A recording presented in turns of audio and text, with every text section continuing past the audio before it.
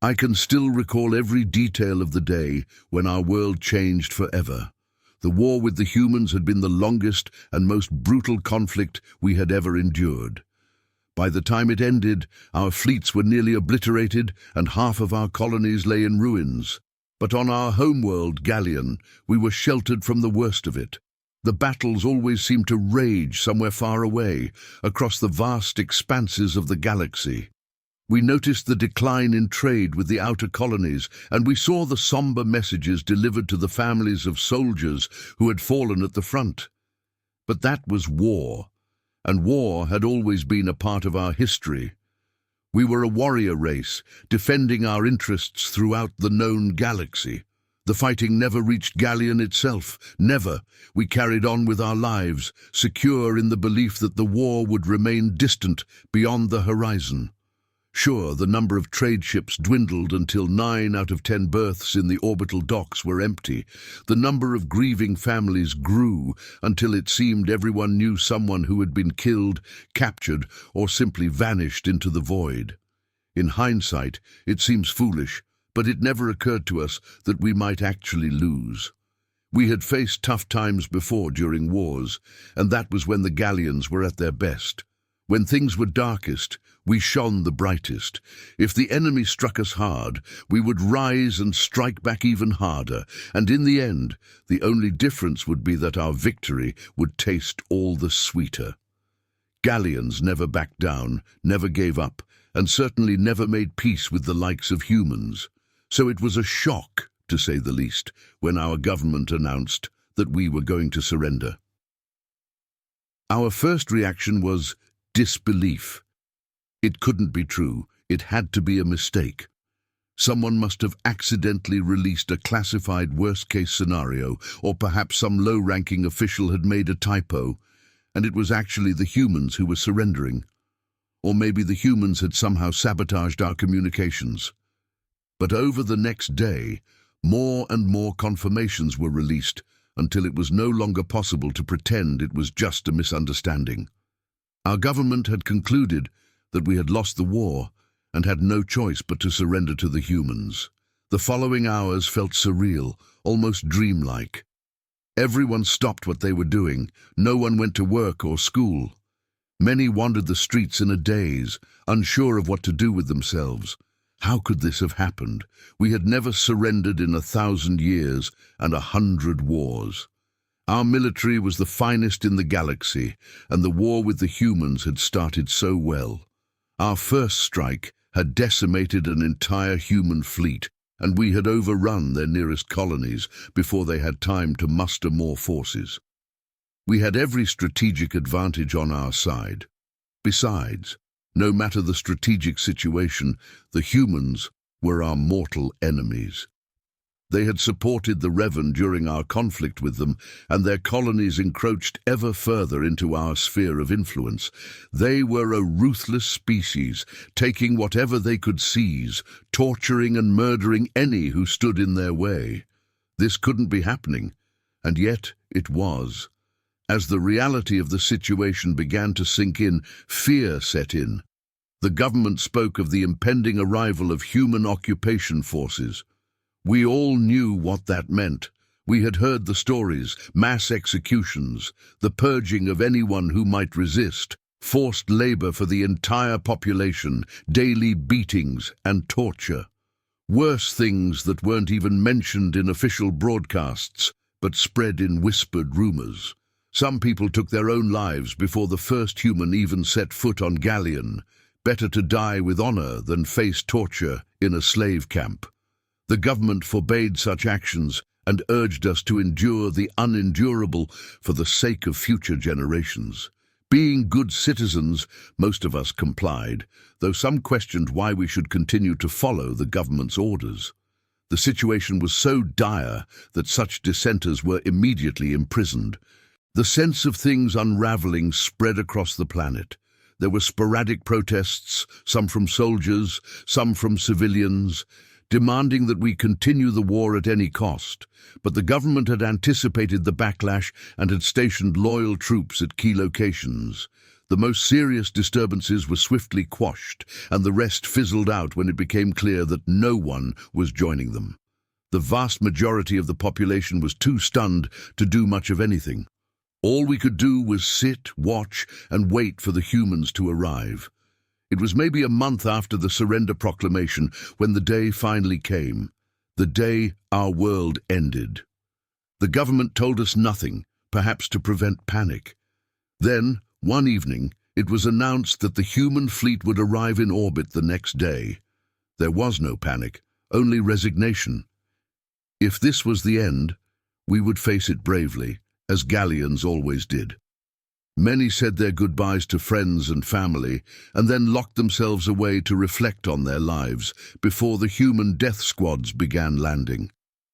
Some of us watched through telescopes as the occupation force arrived in orbit around Gallian. Their battleships weren't any larger than ours, but by the ancestors there were so many of them. I counted more than double the number of our largest fleet at the start of the war. And this was what the humans had after 4 years of fighting. I knew they still had other fleets scattered across Gallian space, garrisoning captured worlds and hunting down the last remnants of our once mighty military.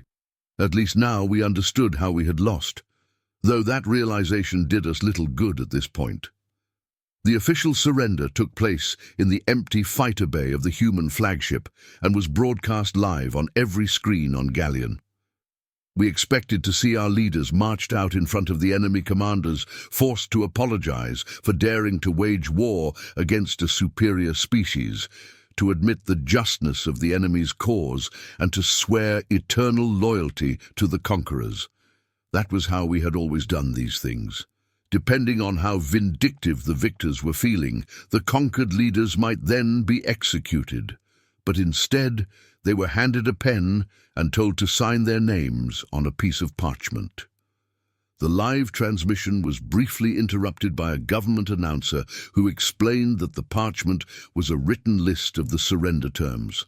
By signing it, the government officials, and by extension the entire Gallian Empire, were recognizing its legality. Strange custom, but that's aliens for you. After the signing, our leaders did give the customary oath of loyalty and apology, but it was far less elaborate than expected, as if the humans considered it an unimportant postscript to the real act of surrender. And then, that was it. No executions, no torture. A few of us dared to hope, but most of us held our breath, waiting. Within hours, the first dropships began landing, and the occupation forces moved to take control of the cities. I debated whether to hide or watch the troops from my apartment. I decided it was safer to stay away from the window, hoping to avoid any random acts of violence. But in the end, I couldn't help myself. First came the tanks, hovering just above the streets on suspensor fields. We had similar technology, but these tanks looked twice as heavy as anything we could build. Then came the armored personnel carriers, also on suspensor fields. Finally, in the middle of the column, marched the infantry, rank after rank of soldiers in powered armor, almost like walking tanks themselves. We only had powered exoskeletons, just strong enough to carry light body armor. I remember every detail as vividly as if it were yesterday, down to the emblems on their shoulders.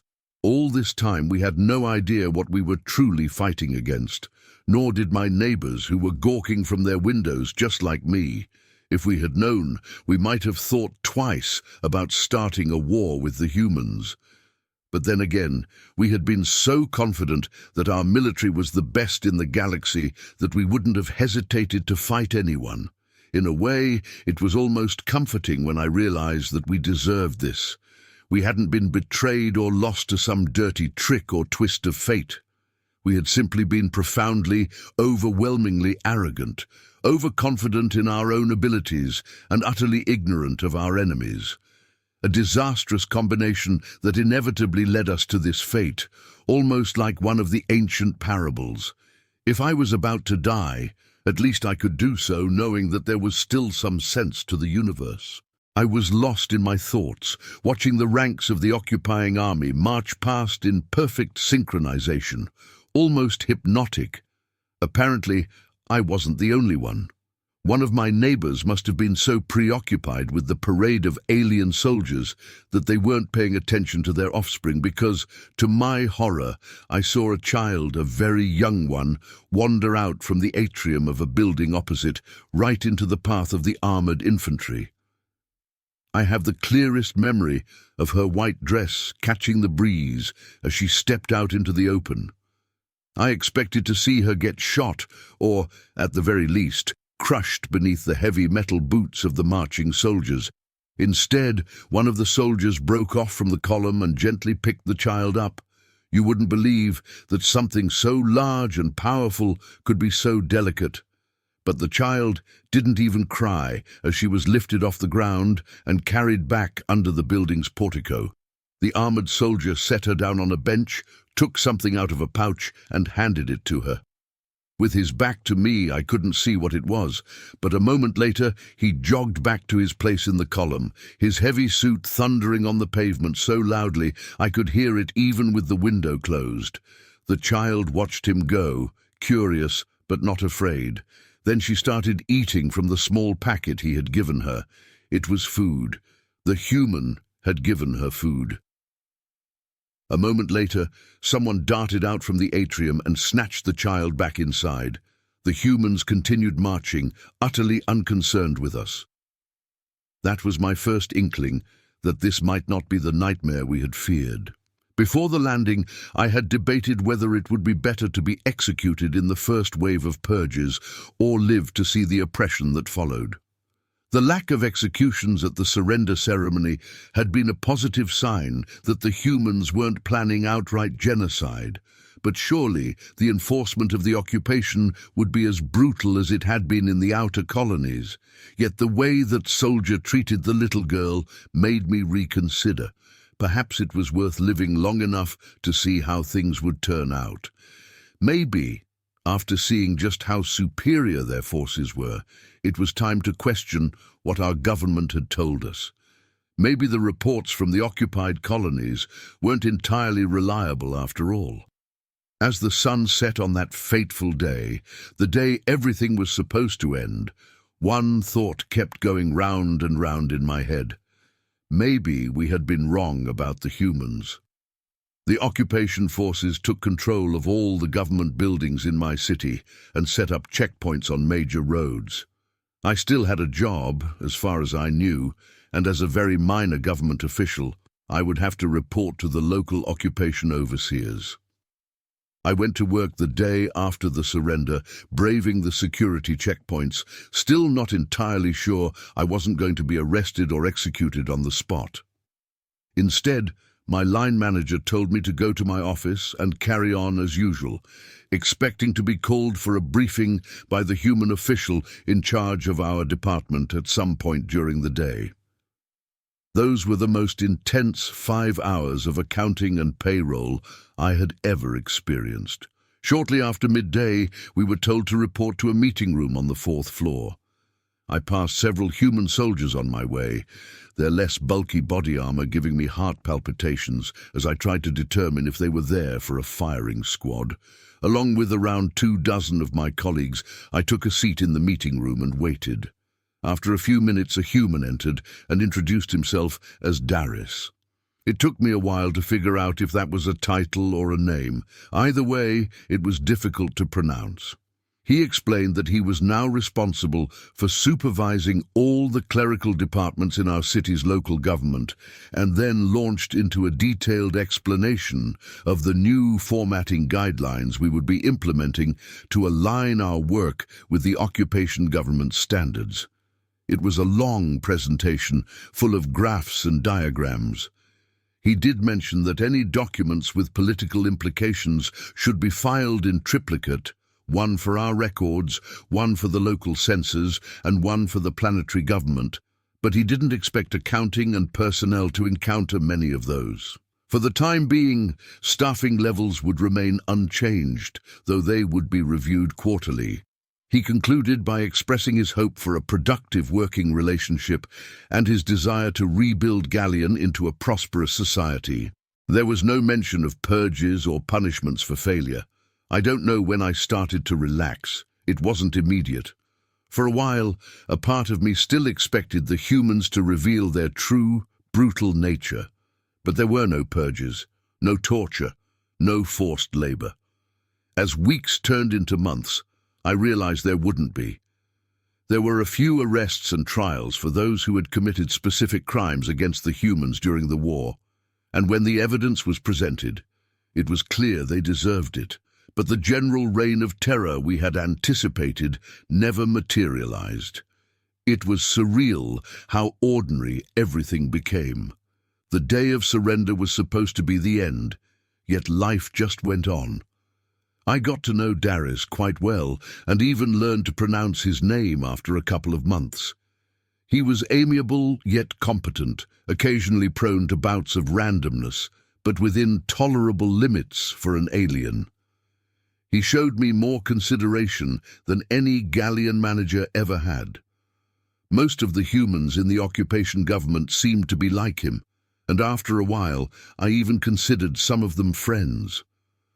One day I realized what I had already known on some level for a while. The surrender hadn't been the end. It was a hard truth to accept, given the millions of lives lost in the war, the destruction and the years of hardship. Admitting that it had all been for nothing, for a pointless war driven by imperialistic greed, didn't come easily. But I was surrounded by proof every day, and I couldn't deny what I saw all around me.